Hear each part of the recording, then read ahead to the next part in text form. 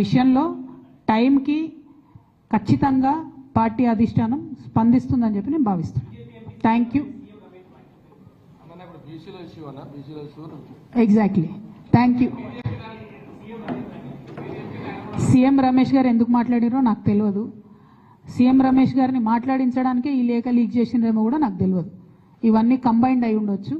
CM Ramesh గారు నాకు తెలిసినటువంటి వ్యక్తే కానీ ఈ ఒక 5-6 ఏళ్లలో ఆయనతో పెద్ద నేను మాట్లాడింది కూడా లేదు. సో ఆయనంతటా ఆయన బయటకు వచ్చి చెప్పిండు అని అంటే దీనికి వెనక కూడా ఏదో అవినాభావ సంబంధం ఉందని నేను భావించే పరిస్థితి వస్తుంది. నా దగ్గర ప్రత్యక్షంగా సమాచారం లేదు ఆ విషయంలో. కాకపోతే ఆయన మాట్లాడడానికి ఆధారం ఆ లేఖలోంచి తీసుకున్నారు కాబట్టి ఈ లింక్ ఏదో ఉంది అని చెప్పి నేను భావిస్తున్నాను. Thank you. కోర్టుకు ఆల్రెడీ పోయినాం బ్రదర్. 1. 2 నాతో పాటు ఇంకా కొంతమంది నాయకులందరూ కూడా చేస్తామని చెప్పారు. ఆ జాబితా అంతా కూడా మేము సాయంత్రం లోపల రిలీజ్ చేస్తాము.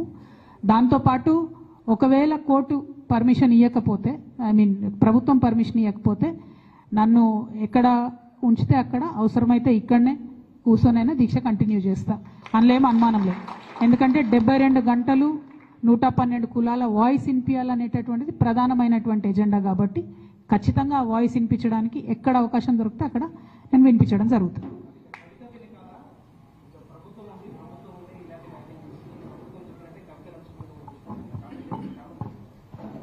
నేను అదే అంటున్నానే, మ్యాచ్ ఫిక్సింగ్ వాళ్ళకు అలవాటు, ఉద్యమంలో ద్రోహం చేసింది వాళ్ళకు అలవాటు. మేము ఉద్యమాలు చేసి బతుకమ్మలు ఎత్తుకొని పోతుంటే ఆనాడు మమ్మల్ని బంధించింది వాళ్ళు. అధికారం రాగానే ఈ పార్టీలకు వచ్చి పదవులు అనుభవించింది వాళ్ళు. ఇవాళ వాళ్ళు తిరిగి వేరెత్తి చూపించి మాలాంటి వాళ్ళ మీద మాట్లాడుతున్నారంటే నిజంగా కూడా ఇవాళ బాధపడుతున్న తెలంగాణ ఉద్యమకారులు ఎవరి వల్ల బాధపడుతున్నారు? ఈసొంటి వాళ్ళకి పదవులు ఇచ్చుడు వల్లనే బాధపడుతున్నారు. కాబట్టి నేను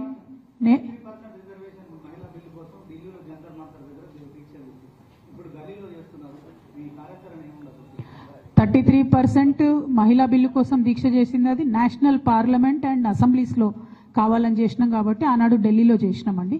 దానికి ప్రిల్యూడ్గా కూడా మేము అన్ని రాష్ట్రాల్లో ఉన్న మహిళా సంఘాలతో కోఆర్డినేట్ చేసుకుని చేసాం, ఉట్టిగా చేయలే. 2 ఇప్పుడు మనం చేసేది తెలంగాణ బీసీ బిల్ కోసం చేస్తున్నాం కాబట్టి ఇక్కడ దీక్ష చేస్తూ ఉన్నాం. ఆనాడు తెలంగాణ అసెంబ్లీలో అంబేద్కర్ విగ్రహం కావాలంటే కూడా ఇక్కడనే చేసినాం.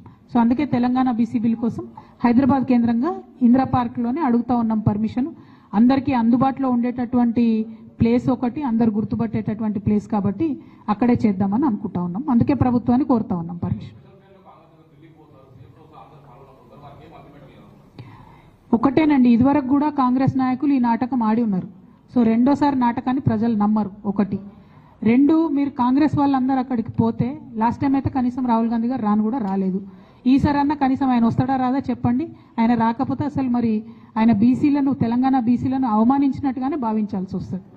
3వ అంశం, మీరు వెళ్తే ముఖ్యమంత్రి హోదాలో మీరు వెళ్తే మీరు మీ పెద్ద నాయకులు పార్లమెంట్లో మాట్లాడాలి. ఇంతవరకు ఒక్క గాంధీ కూడా, రాహుల్ గాంధీ గారు కానీ, ప్రియాంక గాంధీ గారు, సోనియా గాంధీ గారు, ఒక్క గాంధీ కూడా పార్లమెంట్లో తెలంగాణ బీసీల గురించి మాట్లాడలేదు. ఎందుకు కాంగ్రెస్ పార్టీ సోనియా గాంధీ గారు అడిగితే ప్రెసిడెంట్ ఆఫ్ ఇండియా అపాయింట్మెంట్ ఇవ్వరా అండి? ఎందుకు అడుగుతలేదు కాంగ్రెస్ పార్టీ? మల్లికార్జున ఖర్గే గారు అడిగితే ఇవ్వరా అపాయింట్మెంట్? ప్రెసిడెంట్ గారిని మీరు అపాయింట్మెంట్ అడిగి వారిని ఒత్తిడి చేయండి.